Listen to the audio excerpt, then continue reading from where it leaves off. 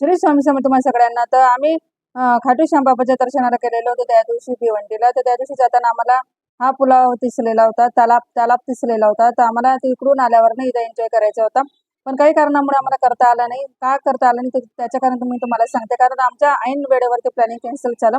आता planning cancel झाल्याच्या नंतर मग आम्ही कुठे केलं तुम्हाला दाखवते.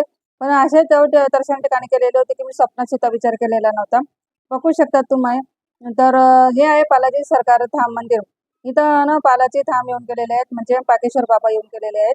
तर अचानक ठरलं प्लॅनिंग. शेवटी आम्हाला तिकडं फिरायचं जायचं राहूनच केलं. बघू शकतात. तर त्या दिवशी आम्ही तिथून तो ऑटो इकडं फिरवला.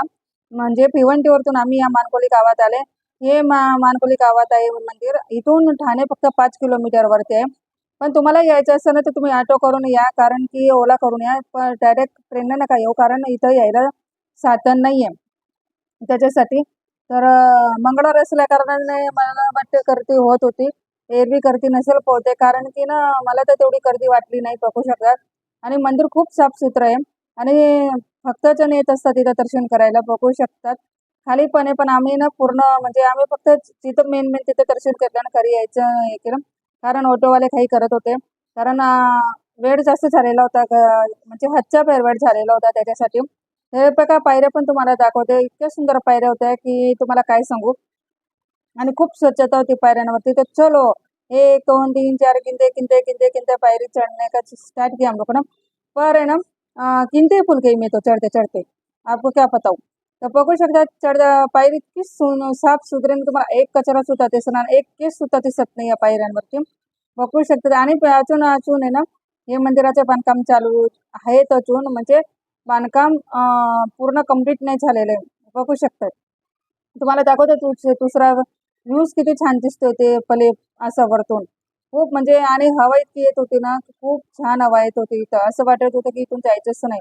पण करणार काही, शेवटी आपलं घर आपलं वाट बघत असतं. आणि असं म्हटलं जातं की देवदर्शना ठिकाणी केल्यावर आपल्या समस्या सुटते, आपल्या प्रश्न सुटतात. आणि मला कुठंच म्हणजे मी कुठंच जात नाही कोणासोबत. मी यांच्यासोबतच येते. माझे मैत्रिणी आहेत त्यांच्यासोबतच येते. आम्ही ते येण्यासाठी गुलाबाचं फुल घेतलेलं होतं. कारण आम्ही टोकरी काही घेतलेली नव्हती. कारण टोकरी जर घेतली असती, फुलांची करंडी जर घेतलेली असते तर खूप उशीर झाला असता. त्याच्यासाठी आम्ही फक्त गुलाबाचं फूल घेतलं सगळ्यांनी मिळून. आणि तुम्ही बघू शकतात काम किती सुंदर आहे, बारीक आहे, रेखीव आहे, खूप सुंदर काम आहे. म्हणजे असं वाटतं की बघतच राहावं काम. आणि भक्तजन इथं येऊन अर्ची लावून जातात. तुम्हाला दाखवते. थोडं लांब आहे. भक्तजन येऊन कशी अर्ची लावून जातात. कोणी काळ्या कपड्यामध्ये, कोणी पिवळ्या कपड्यामध्ये, कोणी लाल कपड्यामध्ये अर्ची लावून जातात. आम्ही काही अर्ची लावलेली नव्हती, कारण आम्हाला घाई झालेली होती खूप. त्याच्यासाठी खाटू श्याम बाबाच्या मंदिरात जाऊन आम्ही दर्शन घेऊन इथं आलेले होते. तर एका दिवसामध्ये आम्ही असे 2 दर्शन घेतले. शेवटी आम्हाला वराडी पुलाव तलाव जो होता तिथे जायला काही भेटलं नाही. म्हटलं जाऊ दे. ते गरजेचं नव्हतं. आपलं देवदर्शन गरजेचं असतं. आपल्याला कोणी किती मागे खेचण्याचा प्रयत्न करू, आपण मागे हटायचं नाही. पुढे चालत राहायचं. आणि जोपर्यंत देव आपल्याला बोलत नाही ना, तोपर्यंत आपण काहीच करू शकत नाही. मी खाटू श्याम बाबाच्या दर्शनाला जाण्यासाठी 6 महिन्यापासून तळमळत होती. पण शेवटी मला माझ्या मैत्रिणीमुळेच यायला भेटले आणि फोर्स केला म्हणून मला यायला भेटलं. त्याच्यासाठी मी यांना व्हेरी व्हेरी थँक्यू बोलतो, धन्यवाद करते. हे आहे गणपती बाप्पाचं मंदिर. आम्ही गणपती बाप्पाचं दर्शन घेतलं. आणि इथं पण पुजारी बसलेले असतात.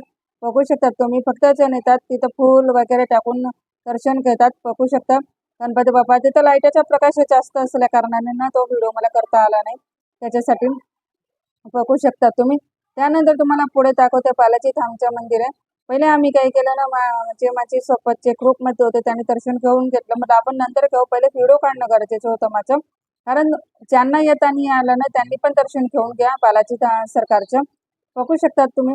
आणि तिथं पण लाईटाचा प्रकाश असल्या कारणाने तो व्हिडिओमध्ये कॅच करता येत नव्हता. आणि ते पुजारी आहेत, ते पुजारीने सगळं भक्तजनांना प्रसाद देत होते. मी म्हटलं तुम्हाला शेअर करूया थोडासा छोटासा व्हिडिओ. व्हिडिओ छोटासा आहे, जसं मला जमलं तसं काढलेलं आहे मी, कारण आम्हाला खाली यायचं होतं त्याच्यासाठी खूप काही काही चाललेली होती. आणि इथं असं आहे की इथे रूल आहेत की प्रसाद ते झाकून ठेवतात. का झाकून ठेवतात मला याचं कारण माहिती नाही. कदाचित माश्या बसत असतील किंवा काही असेल त्यांचे रूल, त्याच्यामुळे ते प्रसाद झाकून ठेवतात. मग मी त्यांना काय केलं, माझे गुलाबाचं फूल बालाजी सरकारच्या चरणांजवळ अर्पित करायला सांगितलं. त्यांनी असं टाकलं. तर असं हे करायला नाही पाहिजे. आपण एवढ्या शर्यतीने फुलं नेतो आणि हे लोक असे म्हणजे फेकून देतात. म्हणजे असं नाही करायला पाहिजे ना. एकदम म्हणजे नाही तर मग तिथं ठेवायला सांगायला पाहिजे होतं. तर मी काही त्यांना बोलली नाही. म्हटलं जाऊ ते आपल्याला घरी जायचंय. आणि बघू शकतात जे लोकांना दक्षिणा टाकायची असेल ते लोक दक्षिणा टाकू शकतात. आणि तुम्ही पण दर्शन घ्या बालाजी सरकारचं. बघू शकतात इथं पाकेश्वर धाम येतात. पाकेश्वर बाबा येऊन इथं प्रवचन करून गेलेले आहेत त्याच्यासाठी. आणि पाकेश्वर बाबाच्याच नावाने ओळखलं जातं इथं पण. कारण मी वरती बघितलं ना, तर वरती पाकेश्वर धाम बालाजी सरकार असं लिहिलेलं होतं बॅनरवरती. मग शेवटी आम्ही दर्शन घेऊन घरी यायचं निघालो. बघू शकतात मंदिर पण मागे म्हणजे मेन गेट आहे एंट्री करायचं. तर इथं पण खूप छान सजवलेलं होतं. आम्ही घरी यायचं निघालेलो होतो कारण ऑटोवाले दादा खूप काही करत होते. संध्याकाळ झालेली होती आणि आम्हाला मानकोडी गावापासून अंबरनाथला यायला म्हटलं म्हणजे 2-2.5 तास लागणार होते आणि संध्याकाळची ट्रॅफिक होती त्याच्यासाठी. तर तुम्ही तर चला बाय तुम्हा सगळ्यांना. श्री स्वामी समर्थ.